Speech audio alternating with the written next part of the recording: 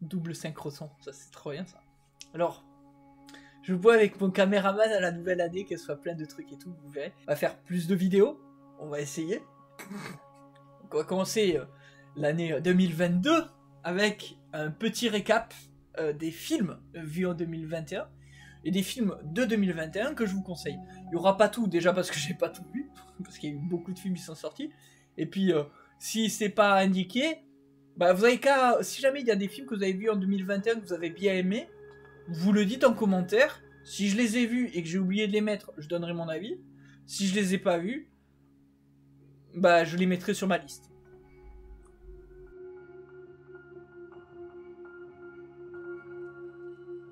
Sans un bruit 2. Pourquoi j'ai mis ce film? Déjà, il y a deux raisons principales. J'aime beaucoup l'univers Sans un bruit. Et la deuxième raison, c'est que le premier, je l'avais loupé au cinéma. Le premier, en fait, ce qui s'est passé, c'est qu'il est passé à la soirée des passionnés. Et je t'explique pourquoi, et en même temps, j'explique aux autres. Et en fait, il y avait le choix entre ce film, Sans un bruit, qui est sorti en 2018, je crois, et Le Grand Bain. Moi, je suis allé voir Le Grand Bain. Alors, Le Grand Bain était bien, mais sans plus, quoi. Et du coup, je regrette énormément de ne pas l'avoir vu au cinéma. En fait, il y a un truc que j'ai dit à Brieux, vous le saurez pas, c'est pas grave. Et essayez de savoir ce que c'est. Et du coup, en commentaire, vous dites JP et Brieux ont parlé de ça. Pourquoi le voir? Parce que c'est l'univers Sans un bruit, donc c'est un univers où le moindre bruit peut vous être fatal, puisqu'il y a des créatures qui ont envahi la Terre et des créatures qui ont la capacité d'entendre les moindres variations de son. Faut savoir que le premier se finit, je vais pas vous dire comment, mais juste, il y a un gamin qui est né. Donc, vas-y pour élever dans un monde où tu n'as pas le droit de faire du bruit parce que sinon tu crèves, vas-y pour élever un gamin, un bébé. C'est trop bien. Franchement, les passages avec le bébé, c'est dingue. Vraiment. La photo est dingue. C'est réalisé par John Krasinski, c'est avec Elizabeth Blunt et c'est avec Cillian Murphy. Il est dans Peaky Blinders. Mais il est dans tellement de bons films. Il joue dans Inception, bien sûr. Oh. Ouais. Donc foncez le voir si vous aimez les films d'horreur un peu. Alors il est moins bien que le 1, on va pas se mentir. Mais je l'ai mis parce que justement j'avais pas pu voir le 1 au cinéma, donc c'est une manière de parler de la duologie tout en disant que c'est cool. Ouais. J'ai des critiques très constructives. Et par contre, attends, on en parle. L'affiche que j'ai trouvée, elle est magnifique. En fait, tu as le pont comme ça, où tu as la croix qui marque l'endroit où est mort un personnage. Et tu as la femme qui est au loin, qui est en train de marcher. Oh, elle est juste magnifique. Bref. Le personnage meurt dans l'eau, en fait. Donc bref, je vais pas te spoil, même si il meurt genre au bout de 5 minutes dans le 1, quoi. Ça coûte 10 minutes.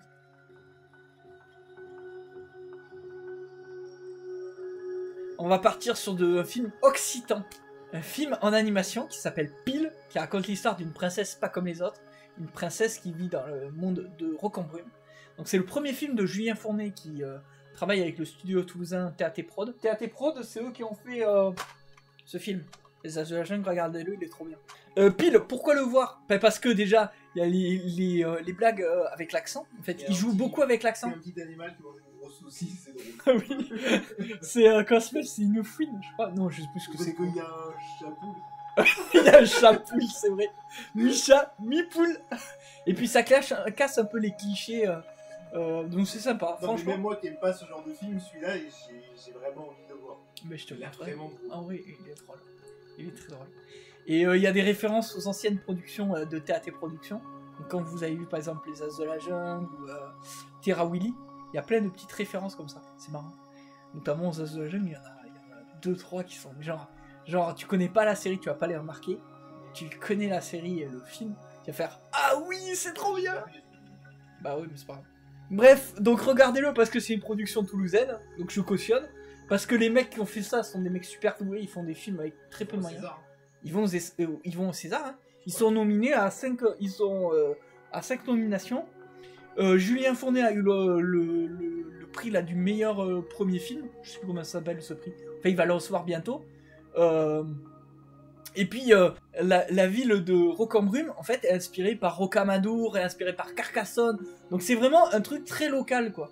Et aussi, un dernier point, ils ont gardé les accents. En fait, t'as les personnages, ils ont l'accent toulousain, tu sens qu'ils sont du coin, quoi. Et c'est trop bien.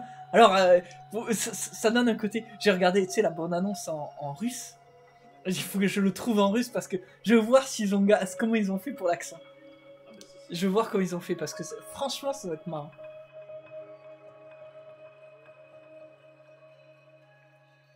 Les Éternels de Chloé Zhao. Film Marvel, sorti en 2021, que j'ai vu au cinéma. Film génial, qui a la particularité d'être un film d'auteur dans le MCU, ce qui est assez rare. Le MCU, c'est le Marvel Cinematic Universe, pour les aliens qui ne sauraient pas ce que c'est. D'ailleurs, en parlant de ça, je tease ça, mais dans 2 semaines, oh, c'est chaud. Dans 2 semaines, max, il y a une vidéo. Ta gueule. je vais arrêter de... Non mais, il m'énerve. Bon, dans 2 semaines maximum, ça tu me fais pas la blague de Max Verstappen, il y a la vidéo sur les génériques des films Marvel qui sort, donc une initiation au générique de film. Regardez là, c'est la vidéo qui m'a présenté le plus de travail, ça fait 6 mois que je bosse dessus. Et elle est cool. Donc, Les Éternels, Chloé Zhao, la réalisatrice oscarisée, il y a un autre de ses films que j'ai mis dans les bonus, vous verrez, qui signe là en fait un Marvel assez particulier. Super photo, c'est Ben Davis qui le fait la photographie. Ben Davis, il a fait pas mal de productions Marvel, dont Avengers Age of Ultron, Captain Marvel, Doctor Strange, et je sais plus lesquels, bref. Donc super photo de Ben Davis, et un casting vraiment sympa. Il y a notamment Angelina Jolie, pour ne citer qu'elle. Il y a Wikipédia, mon ami. On va le laisser ce moment de gêne, une transe. Éternel, film 2021. Il y a Richard Madden, c'est vrai qu'il y a Richard Madden. Kumail Nanjiani. Oh, ah oui, il est trop bien ce personnage. C'est un éternel qui s'est mis à faire de la réalisation de films. Donc ça c'est marrant. Kit Harington, putain voilà Kit Harington. Forcément, forcément. Super casting quoi, donc je vous conseille pour le casting. Oh putain j'ai oublié de parler de No Time to Die. Oh, oh le con. Attends, je le mets là hein.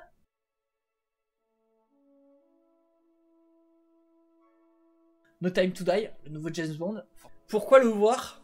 Parce que James Bond, déjà, c'est le dernier. Pour 2 raisons. Parce que Ana de Armas, sa séquence est beaucoup trop courte. Le générique, il est dingue. Le générique de No Time to Die.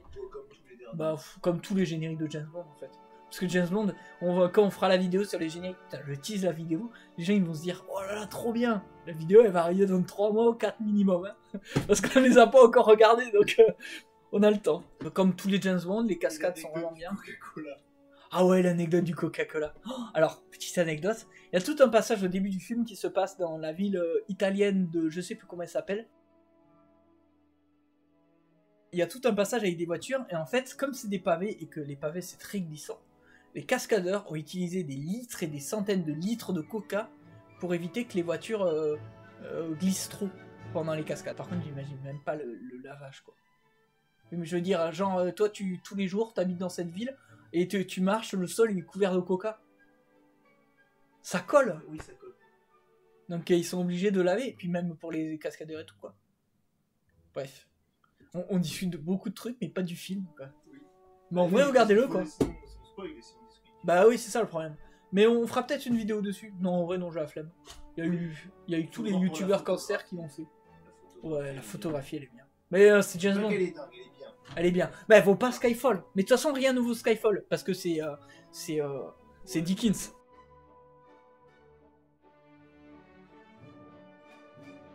Donc, Silverland, c'est un film sorti en 2021.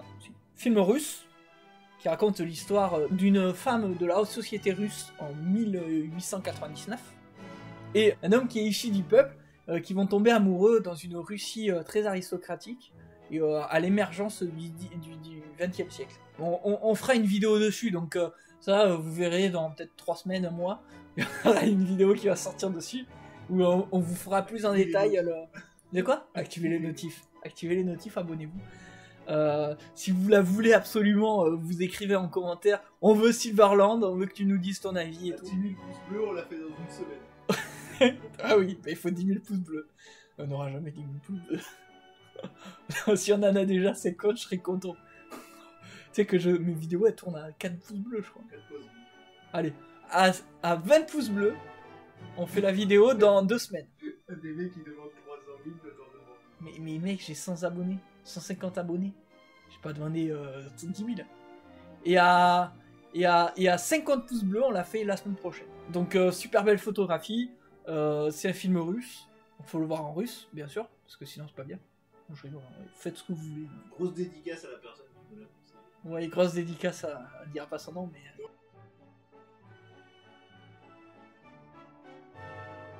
Boîte noire. Ce film, il est dingue.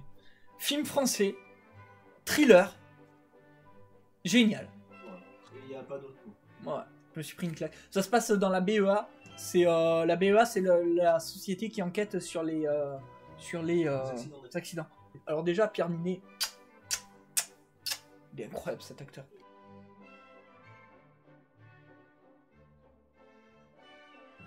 La Snyder Cut. Zack Snyder Justice League. Bah, il est incroyable ce film. Mais après, comme je suis pas fan de l'univers, Bah oui, c'est ça. pour ça. Donc, Mais c'est vrai qu'il est la Snyder Cut, pour faire un bref résumé, en 2017 est sorti le film Justice League, réalisé par Snyder et Josh Whedon. Josh Whedon a repris le film de Zack Snyder après le drame qui a marqué Zack Snyder, puisque sa fille de 18 ans s'est suicidée. Josh Whedon en a fait de la merde, et ce qui a donné donc la version de 2017. Et en 2019, ou 2020 je crois, les fans qui voulaient absolument la Snyder Cut ont fini par obtenir gain de cause, puisque la Warner a débloqué un budget et les rushs pour que Zack Snyder fasse son montage final. Donc sorti directement en Blu-ray et en VOD. Moi, je l'ai regardé parce qu'il y avait une film. Ouais, oui, il y a Gal Gadot, bien sûr. Il y a Gal Gadot, il y a Ben Affleck, il y a trop d'acteurs. Bref, super film que je vous conseille si vous aimez l'univers d'ici, un univers très sombre. Et en plus, super film qui a la chance en fait de profiter du format 4 tiers. Le format 4 tiers, c'est le format carré. Et alors, j'avais vu une vidéo d'un youtubeur qui disait « Oh, c'est nul et tout ». Au contraire, franchement, ça vous met encore plus proche des personnages, et ça replace vraiment les personnages au centre du film. Ça se voit du coup. Bah, c'est de l'IMAX aussi. Ah oui, L'IMAX, c'est quasi du format 4 tiers. Enfin, c'est pas du format 4 tiers, mais c'est quasi du format 4 tiers. On va pas rentrer dans les détails, mais en fait, non, c'est pas du 4 tiers, mais bref. En fait, Justice League, c'est le film qui me fait rêver que Zack Snyder fasse un film sur le football américain.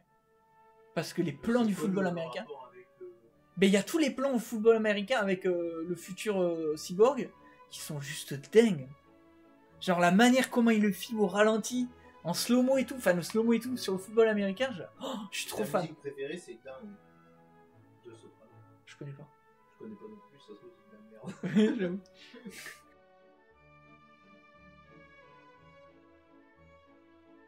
Last Night in Soho, ça se passe dans les années 60, un mix entre... Bon, c'est du Edgar Wright, donc comment résumer du Edgar Wright autrement que c'est dingue. Mais dingue dans le sens dingue, quoi. Y a pas de... C'est pas juste... Oui, c'est ça. Mais Edgar Wright a un style très particulier, en fait. Et donc ça se passe, en fait, sur deux époques, en fait. C'est un personnage qui est joué par Thomasine McKenzie, une jeune étudiante en mode qui se retrouve témoin malgré elle de la vie d'une jeune femme dans les années 60 qui voulait devenir chanteuse. Donc des scènes mais juste dingues là, la scène où ils sont en train de tourner, la scène du miroir, oui, La scène de la danse. La scène de la danse, le miroir, oh, elles sont dingues. Mais la scène de la danse là où ils sont en train de tourner là à 360 et tout, qui a été filmée sans trucage, puisqu'en fait non, sans retouche VFX, puisque c'est les deux actrices qui arrêtent pas de s'enchaîner pour changer la personnalité et tout. Enfin, cette scène elle est dingue, vraiment. J'ai vu le making of, incroyable. Peut-être que je vais faire une vidéo dessus. Dites-moi si vous voulez une vidéo dessus. En fait, quoi que vous vouliez, vous le dites dans les commentaires.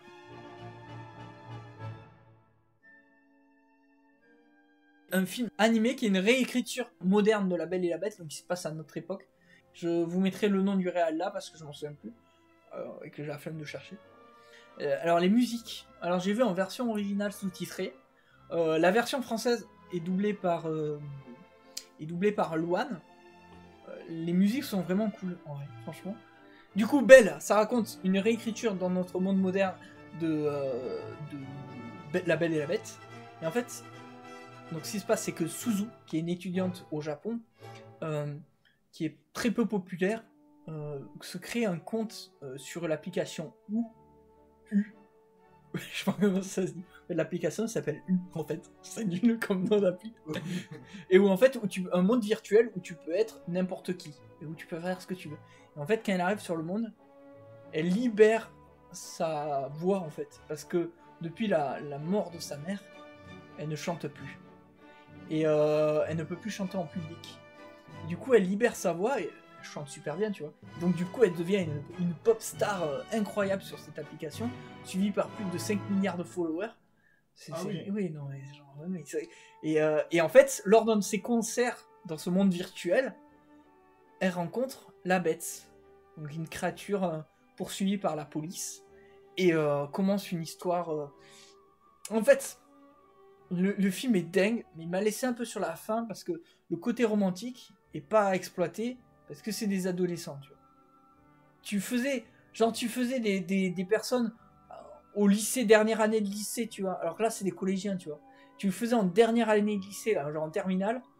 Là, genre, tu faisais une vraie histoire d'amour. Ça aurait été 10 fois plus parfait, tu vois. Mais le film est génial, hein. L'image rappelle les Miyazaki, enfin les studios Ghibli, même en général. En même temps, c'est la seule référence des films japonais, des animés japonais que j'ai. Des films en film. Quasiment. Donc c'est fait par le studio qui avait fait Mirai, ma petite sœur, là, qui était sortie en 2018. Peuple Loup, bref, ils avaient fait plein de films. Donc je vous le conseille, voilà.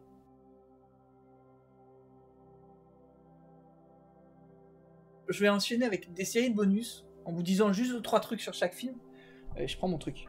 Donc Dune, j'ai déjà fait une review, je l'ai mis en bien parce que franchement, en vrai, le film est bien. Et puis la photo, c'est Dickens, quoi. Donc Dickens.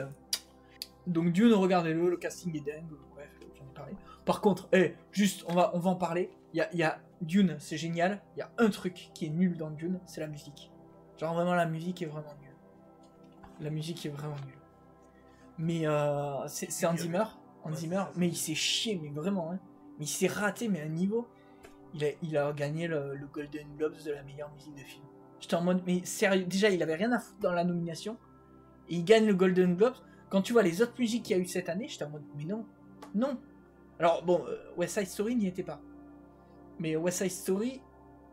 Oui, non, mais West Side Story n'y était pas. Dans la meilleure musique...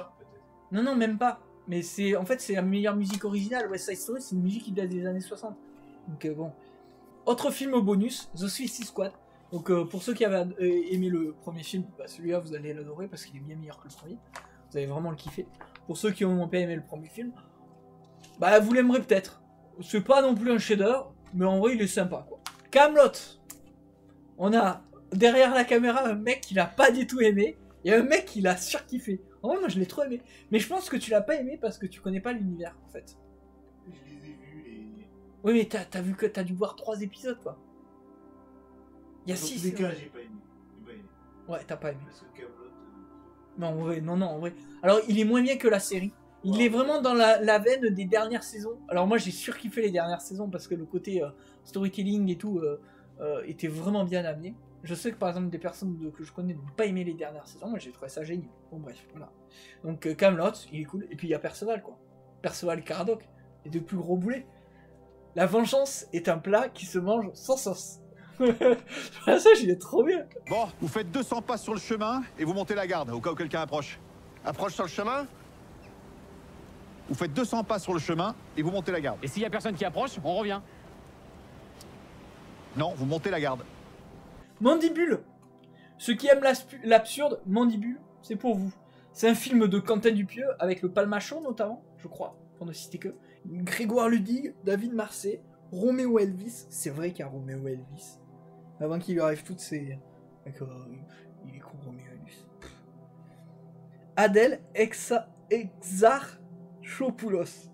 Je sais pas comment ça se dit. Je suis désolé. Adèle, je suis désolé si je massacre ton prénom. Je sais Si pas tu comment ça passes voir la vidéo. Ouais, si tu vois, ça m'étonnerait. En fait, elle est géniale parce que son personnage ne peut pas parler à voix basse. Elle est toujours en train de gueuler comme ça dans tout le film. Et c'est trop drôle. Maudit comme ça. En vrai, c'est trop drôle. Et ça raconte l'histoire de deux boulets qui veulent dresser une mouche géante. De quoi? Une mouche géante. Non mais c'est Dupieux. C'est dans la lignée de Rubber, l'histoire du pneu tueur. Ce film il est dingue. Mais c'est promis, on vous fera un épisode avec les best-of des conneries qu'on dit. Nomadland, qui a gagné les Oscars de la meilleure réalisatrice, meilleure actrice en 2021. Les Oscars 2021, donc ceux de 2020. Qui est sorti en France dans la foulée. Donc il raconte l'histoire d'une petite partie de la population américaine, des nomades, qui vivent dans leur van quoi, aux États-Unis. C'est un film où j'ai été agréablement surpris. Et dans la même lignée, je vais mettre Minari que m'avait surconseillé Nathan. Parce que c'est des films que j'ai kiffé voir au cinéma. Président, une comédie française d'Anne Fontaine, avec Jean Dujardin notamment, qui parodie François Hollande et Nicolas Sarkozy qui veulent revenir à la politique. C'est très drôle, c'est très profond, donc je vous conseille. Eiffel, alors Brieux se demande pourquoi je l'ai mis, je vous explique, parce que quand je l'ai vu, j'ai dit à Brieux, je suis très déçu. Et en vrai, j'ai été très déçu, parce que je m'attendais à un film 100% historique, et en fait, c'est un peu comme Amadeus, quoi, c'est une réécriture de l'histoire. Mais donc de l'histoire de Gustave Eiffel, le créateur de la Tour Eiffel. Et en vrai, franchement, il est dingue parce que ce qui est génial, c'est les effets spéciaux sont vraiment bien faits. Et ça fait plaisir de voir des films français comme ça qui se servent des technologies. Parce que le cinéma français et la technologie, c'est pas le fort. Le Dernier Voyage. Dernier Voyage, autre film français de science-fiction. Il y a Jean Reno dedans. Il y a Jean Reno. C'est un film un peu post-apocalyptique, quoi. Enfin, apocalyptique, quoi. J'ai mis Promising Young Woman. C'est une femme qui essaie de se reconstruire après le viol de sa meilleure amie. Ouais. Et c'est un film de rape and revenge. C'est-à-dire un film de vengeance, quoi. Pur. Dans la lignée des revenge, des films comme ça, quoi. Raya et Luca, je vous ai mis les deux. Raya et le Dernier Dragon. Luca, je vous ai mis aussi Encanto. Ouais, ils sont bien, mais sans plus, quoi. C'est vraiment genre, c'est des films Disney, quoi. En animation de Disney. C'est bien, mais sans plus, quoi. Et Pixar. Luca, il est bien. Mais c'est Pixar. Un film d'animation qui est sorti sur Netflix qui s'appelle Les Mitchell contre les machines. Que j'ai vu hier soir. Petite anecdote. J'avais pas prévu au début de le mettre dans mon top 20, dans mon top 10. Mais en vrai, il est tellement bien que je vous le conseille. Voilà.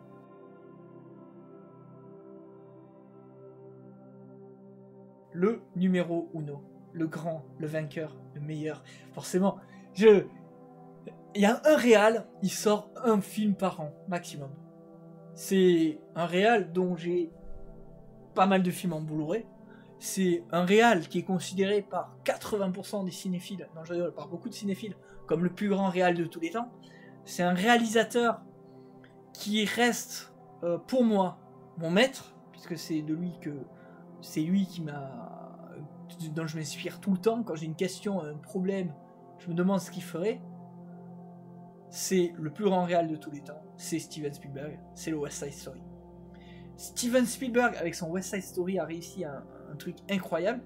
Il a réussi à prendre un chef-d'œuvre, West Side Story, le film de 61, et il a réussi à faire un chef-d'œuvre encore mieux.